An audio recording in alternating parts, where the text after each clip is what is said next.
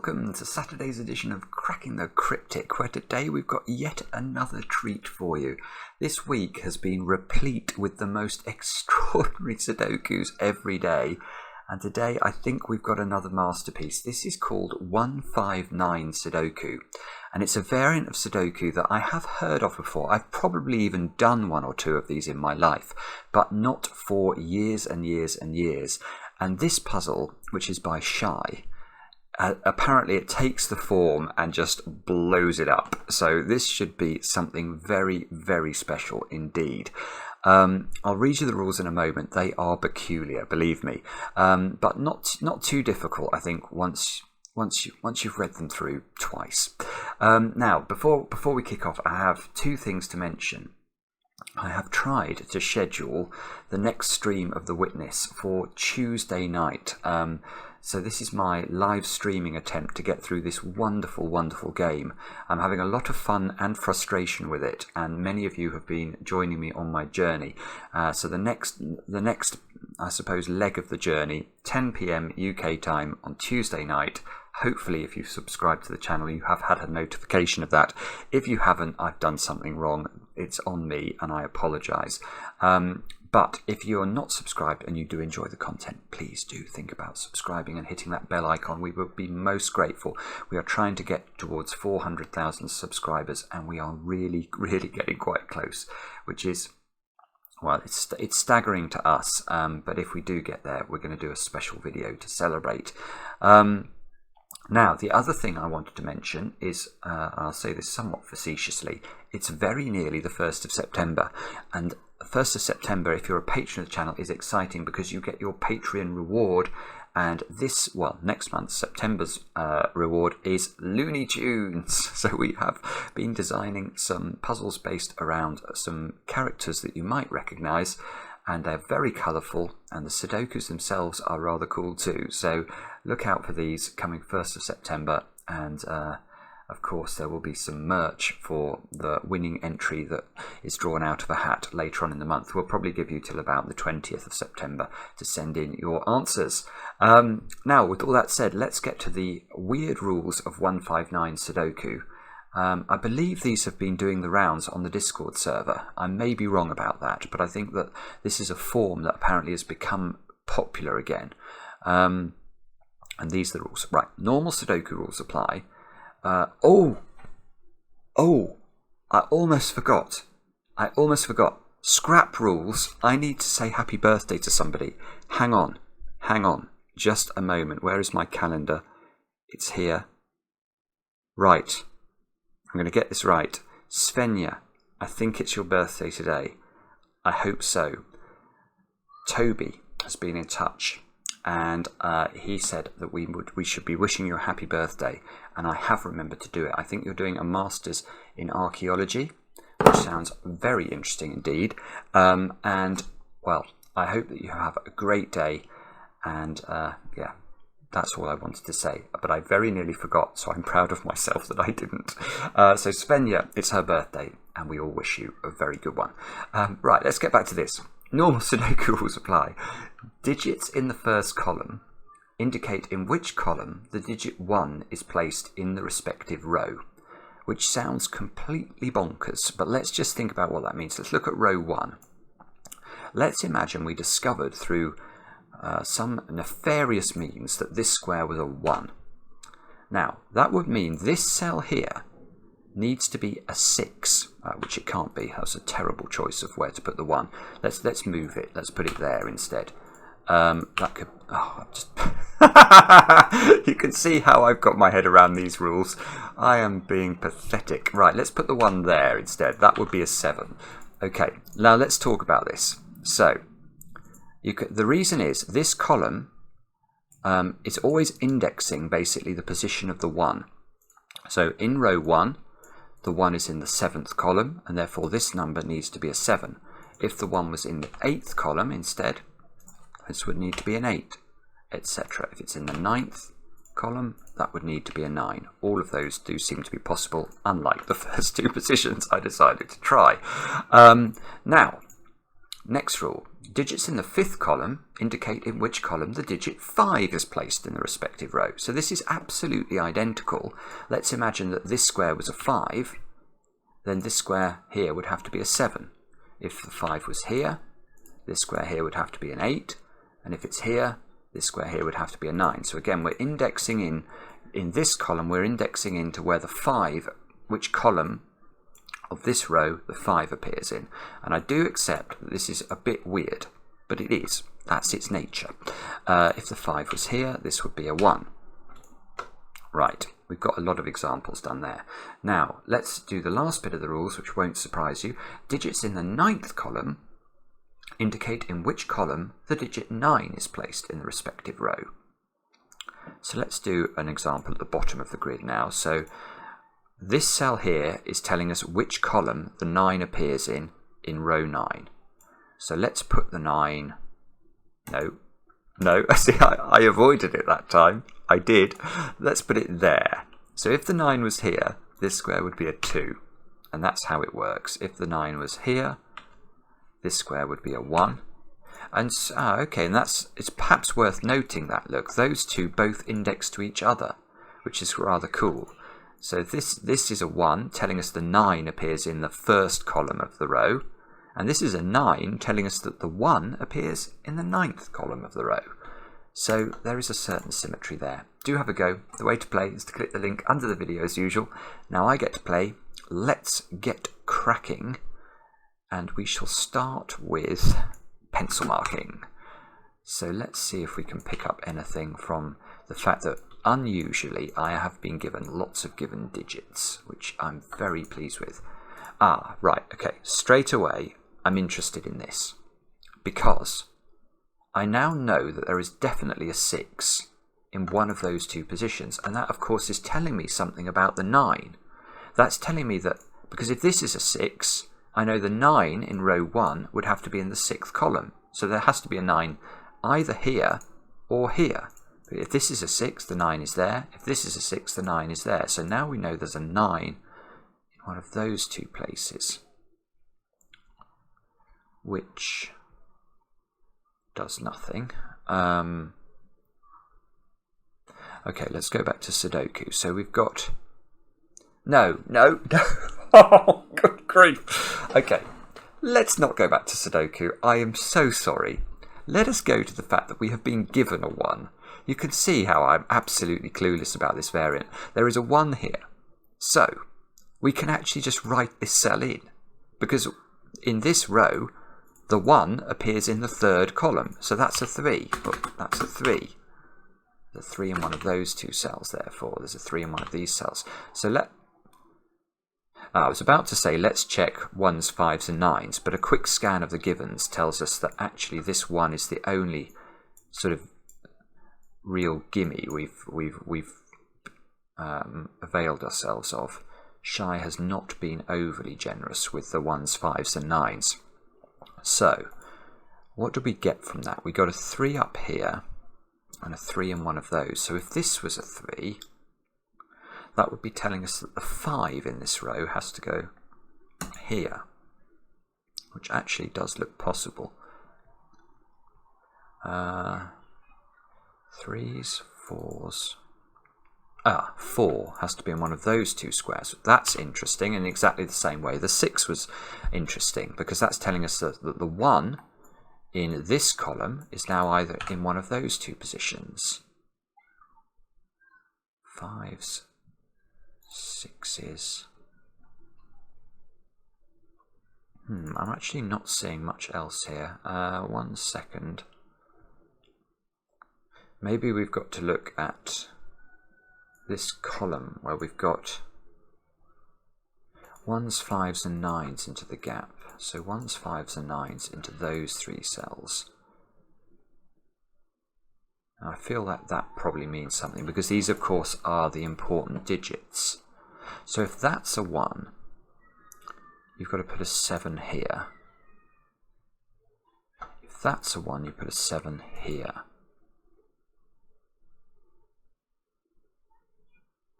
Oh, that is weird. That is absolutely weird. Is that... Hang on. That is weird to me, because that seems to suggest that...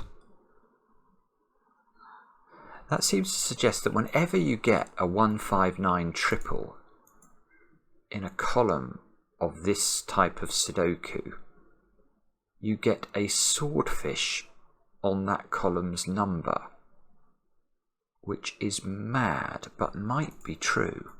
The reason I'm saying that is I was just thinking, like, where does one go? If you put 1 here, you get a 7 here. If you put 1 here, you get a 7 here.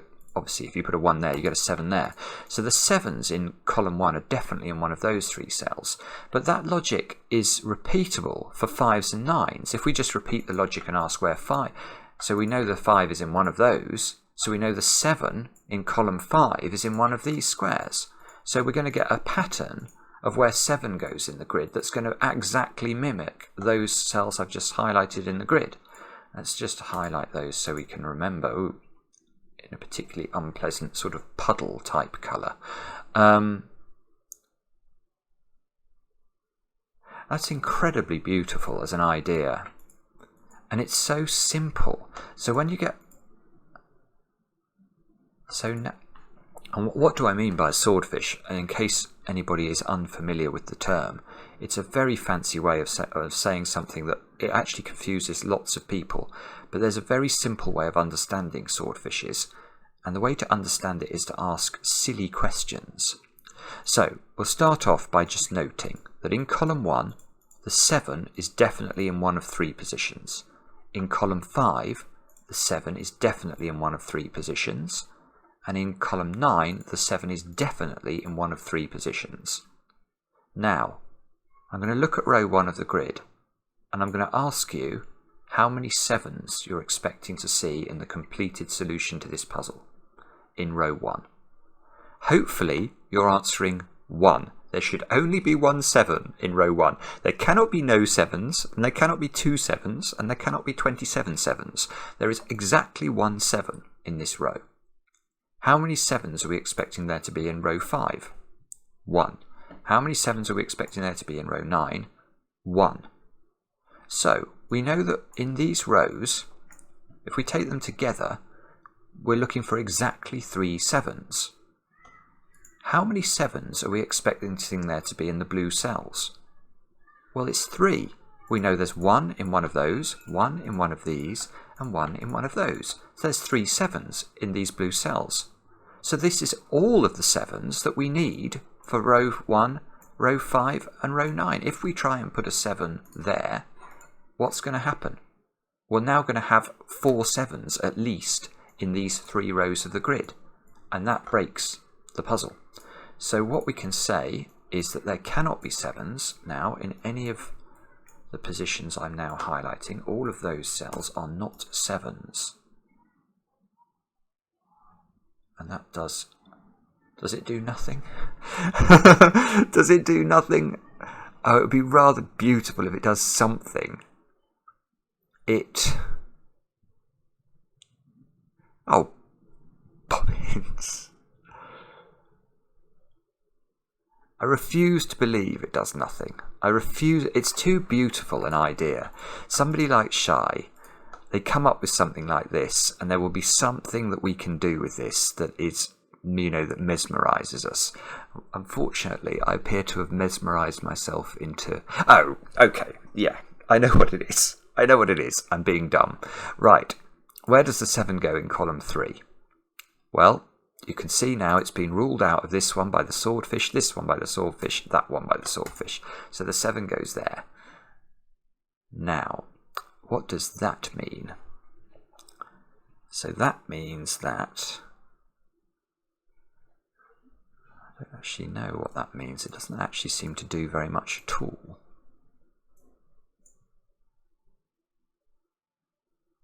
Does it do anything? These 3 cells, so the gaps in column 3 now have to be 2, 5 and 9. Which is not actually as... that one can't be a 2. It's not as potent as the 159 combination. 2.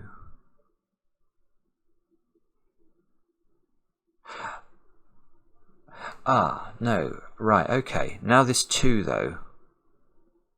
This has probably been available for a while, actually. I'm sorry if you've all been shouting me about this, but... has this been available for a while? I fear so. Right, where does the 2 go in box 4? The answer is there. Why does it go here and not in these 2 squares? That's the interesting question. Well, if we put a 2 in either of those 2 squares, remember that this column is indexing the 1 in the row. So if this was a 2, that would be telling us the 1 in this row goes in the second column. Well, it can't. If this is a 2, that's telling us the 1 goes in the second column. It still can't. This given 1 here is quite important. So that means, actually, if we'd studied this box a bit, we would have known a while ago, I think, that that square's a 2. And I just didn't notice it. And for that, you have my sincere apologies. So now we've got a 5-9 pair in this column.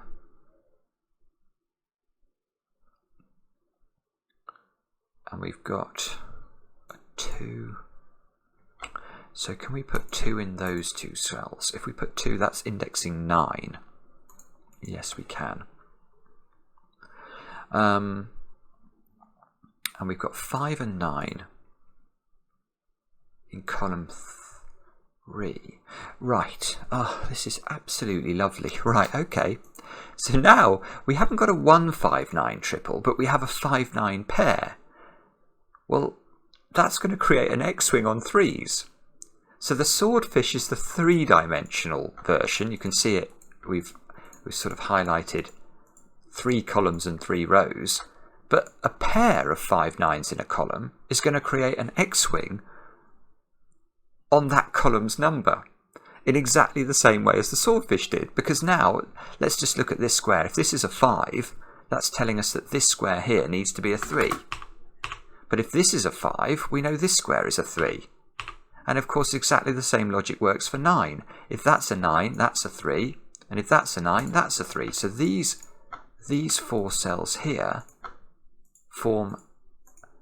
oh, it's a rather beautiful sunny yellow that is created. I'm not sure why the colours look strange. Oh, it's because we're overlaying the colours on orange, I suppose. So these cells here with the yellow flash are an X-wing on 3s. Exactly the same question.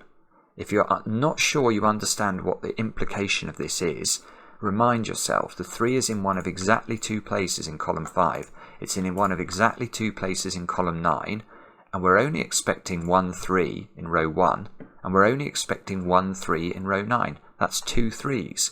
But we know that the yellow flash cells contain 2 3s, so we can rule 3 out of even more cells than we could rule 7 out from the sword. Oh, why am I doing that? Sorry. It's going to be this and this can't contain the digit. Oh, right.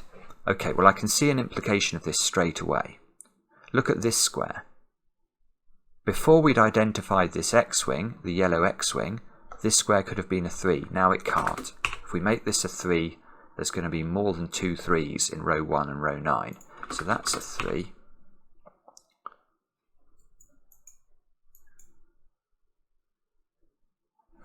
Okay, that's an underwhelming X-wing, isn't it? That's done nothing. It's done nothing for us. It's given us... oh, sorry. I thought that was going to be absolutely mesmerizingly clever, but it seems to have just died on me, has it?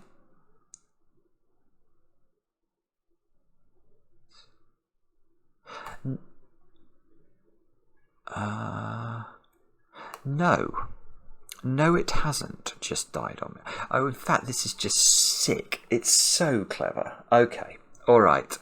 Hats off to Shy, as usual, because what Shy has done here... right, so let's go through what I think Shy has done. Shy has somehow put... notice the 159 in a column creates a swordfish. And we did a bit with that. In particular, we got this digit, didn't we? Now that's led to a 3 X-wing, effectively, on these squares. Now, that gave us this 3. Now I want to go back and think about the 7 swordfish again. So we've gone swordfish, X-wing, swordfish, because, remember, these squares, these green squares here, can't be a 7. So where does the 7 go in this box now? The answer, one of those 3 squares. And this is rather important. There's a 7 in one of those 2 squares as well, I'm noticing. Don't know if we can resolve that. Probably not. But let's come back to this and think about what this is telling us about 1. If this square is a 7, that square's a 1. Well, it's not. Here's a knowledge bomb from Cracking the Cryptic. That is an 8. It's not a 1. So you can't put a 7 there, and you can't put a 7 there because that requires a 2 in the 7th column. And it's not that... I think I said the wrong thing. If that's a 7 there, you need a 1 in the 7th column, and that is a 2 in the 7th column. So that won't work, and we get a 7 here. And that means that...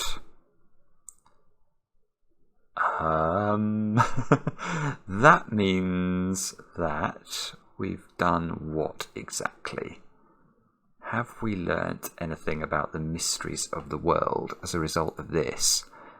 What we can do now... Well, what we can do now is we've effectively eliminated a limb of the swordfish, haven't we? Because we've identified the 7 here, which means that these squares cannot be 7s anymore. So we can get rid of the blue in those.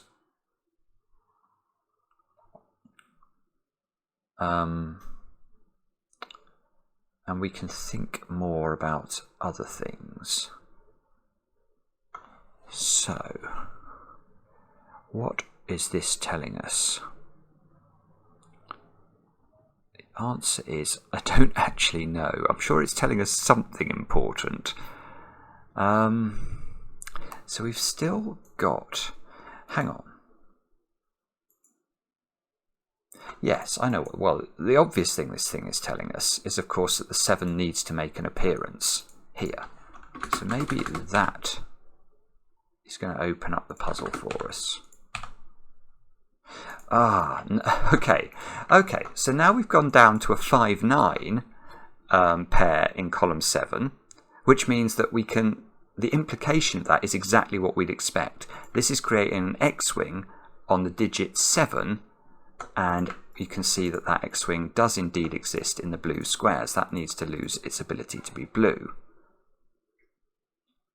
So we've got an X-wing down here. So we've got overlapping X-wings. Now, that is interesting as well, isn't it? Yeah, in fact, this is beautiful. This is beautiful because now, look, I've got a 7 here. So how could this be the correct limb of the X-wing? We know that there's a 7 in either of those 2 positions and either of these 2 positions. Well, this could never be a 7, in fact. So when I originally highlighted the possibilities for the 7 swordfish, what I could have done is eliminated this limb of it. It wouldn't have affected the logic, I don't think. But this could never be a 7, so this limb, it's not possible to put 2 7s into those squares, which means the 7s must be in those squares. And that means that's interrupted, look. That's interrupted our 3 X-wing. So how are we going to resolve the 3 X-wing now? If this can't be a 3, we know the 3 must be there in column 9, and that means there's no 3 here, which means there must be a 3 there in column 5. That 3 took the position of a 6, so that becomes a 6. And I think that it's possible now we can do lots of things because, yeah, as soon as we resolve this 7, we now know where the 9 goes in the row. It's got to go in the 7th column, which is there, which resolves the 5-9 pair and this 5-9 pair. Yeah, and that's working. Look, this 3 is indexing into the 3rd column, which is where the 9 has just been placed. How do you come up with this sort of stuff?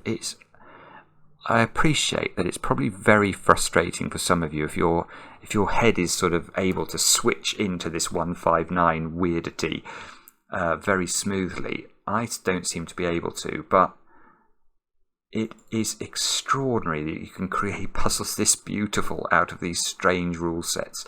Now this 6 is telling us where the 9 goes in this row, so that's got to be a 9.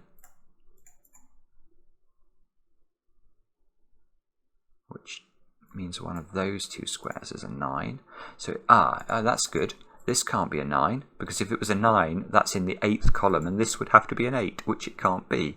So that means the 9 goes there and indexes to itself. Oh, this is lovely. Look, look, look, look, look. Now the 9 is in one of these two positions in box 6. Well, it's not there, because then that would have to be an 8, and it can't be. So that's not 9. This must be 9. Therefore, that's got to be 8 to index to it. Therefore, there's an 8 in one of those 3 cells. It can't be there because that would be indexing the 5 in this row, and you can't put 5 on top of a 6, so that's not an 8. Oh, this is ridiculous. 1, 2, 4 go in there. That's not 1. Now, is there anything wrong with either position 1, position 2, or position 4 being a 9? The answer is no. Right, that is true. But let's look at that question the other way round. What happens if this square is a 1? Well, then that square has to be an 8, because that 1 would be in the 8th column, and it can't be because there's an 8 there. So that's not a 1, and this is a 1, which means that's got to index to a 9 over here. Well, that took the position of a 4. This is just comedy. Now this 4 is indexing the 1 here, which means that square has become a 3. Which means that square's a 3 by Sudoku. This square is... we get 7 now there by Sudoku. This square's got to be a 6 by Sudoku. And this square's got to be a 5 by Sudoku, but we know that 5, therefore, must be in the 2nd column for this row. That gets rid of a 2 up here. This 2 is giving us the 2 and the 4. The 2 and the 4 aren't special digits, so we can't... Oh, well, they aren't special digits, but this 4 is now indexing the 9, so that's a 9. This is an 8. 9 is in one of those two positions, which means that's telling us where the 5 goes. So there's a 5. Oh, we already knew that, look. Because of this column, it's virtually filled. There's a 2-5 pair here up, but we can resolve it using the given 4. Because this, if this was a 2, we'd need to put 9 on top of the 4, and we can't. So that's 5, that's 2, that's 9, and we have to put the 9 there. And we can now do maybe this column where we... where does 1 go in this column? It's got to go there. That means this square's an 8. That's nice because this is the 1, therefore it indexes using a 2 in the row. That means there's a 2 in one of those cells. Those squares there... Hang on, what have we not done? Answer is several things, but... This pair here looks like it's a 1-5 pair. Now,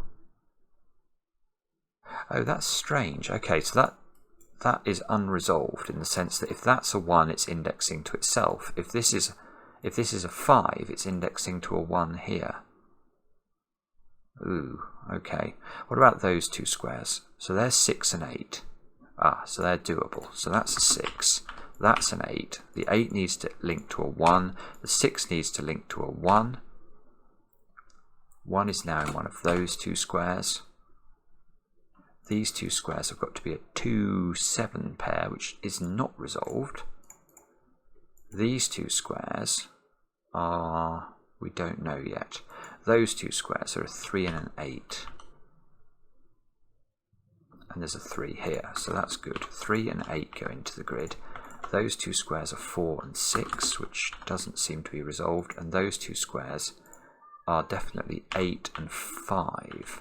That's going to be helpful, because definitely you can't put an 8 here, because that would be indexing to a 5 there, which is already a 3. So that's a 5 indexing to itself. That's an 8. That's an 8 by Sudoku now. There are 4 8s, look, pointing at this box. That took the position of a 1. That fixes the 5, fixes the 1, which indexes to itself. That row needs a 7. This box needs a 4 and a 5, which the 5 might be helpful. because that 5 is in position. Oh, I see. This 8 is already linking to the 5, of course.